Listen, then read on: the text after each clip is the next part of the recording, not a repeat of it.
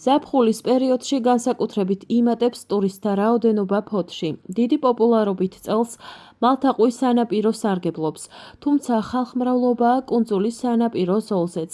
მეტი კომფორტისთვის ფოთელმა ვაჟას იჭინავა მეგობრებთან ერთად ზღვაში ჩასასვლელი დროებითი ბილიკი მოაწყო, რათა კუნძულის უბნის მცხოვრებლებმა, რომელთაც არ აქვთ შესაძლებლობა მალთაყვის პლიაჟით ისარგებლონ, ზაფხულის ცხელი დღეების გატარება კუნძულის სანაპიროზე შეძლონ.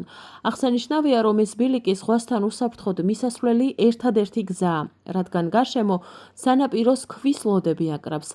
ჩვენ გვიყვარს ჩვენი კუნძულის უბანი. ჩვენ მოხუცებმა 10 წლის უკან დავიწყეთ მეგობრებმა სიარული და სულ დილას აღამოს დავდივართ აქ. გაგვიშთა იდეა, რომ რაღაცა გაგვიკეთებია ქალაქისთვის.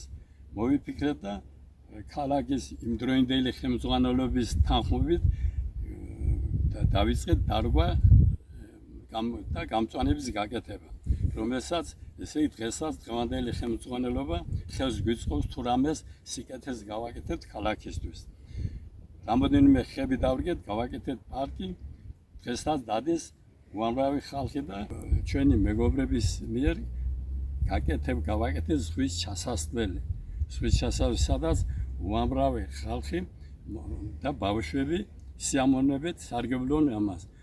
მალთაყვაში კარგია, გაკეთებულია წელს გახსნაც იყო, ქალაქის ხელმძღვანელობამ გახსნა გააკეთა, დიდებული ყველაფერი მოსაწონდა ისა, მაგრამ კუნძულის მოსახლეობას გვიჭირს ის ამბავი, რომ იქ შორი არის და ყოველთვის ვერ წახვალი.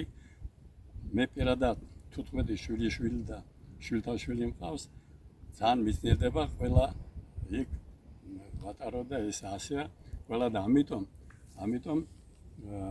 მადლობელი ვართ იმის, რომ ჩვენი გაკეთებული დროებით გაკეთებული ზღვის ჩასასვლელი შენარჩუნებული არის და მომავლისთვის მე მჯერა, რომ ქალაქის ხელმძღვანელობა უყურადღებოდ არ დატოვებს კუნძულის მოსახლეობას და რამოდენიმე ჩასასვლელს მგონი საჭიროების მიხედვით გაკეთდება. სასიხაროა, რომ სარგებლობს ბავშვები, პატარები დიდებთან ერთად დიდება ჩვენ პატარებს და უფალი ფარადებს ჩვენ საქართველოს. მოსახლეობა კმაყოფილებას გამოხატავს ადგილობრივი ხელისუფლების მიმართ, რადგან წელს დროებითი ბილიკის შენარჩუნება მოხდა, რაც მათთვის კომფორტულად დასვენებას და უსაფრთხო გადაადგილებას უზრუნველყოფს.